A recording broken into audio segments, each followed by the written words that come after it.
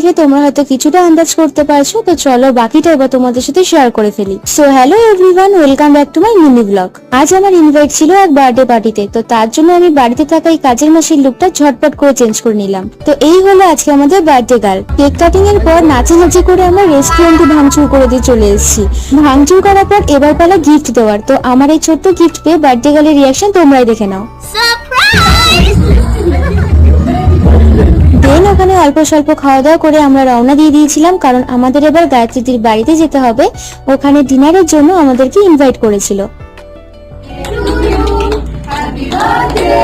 আবারও cake cutting এর পর আমাদের এই কেক মাখামাখি চলছিল, তো আমাকেও বা আর ছাড়ে কেন। যাই হোক, অবশেষে খাওয়া দাওয়া করে বাড়ির উদ্দেশ্যে রওনা দিয়ে দিয়েছিলাম। তো চলো সবাইকে টাটা।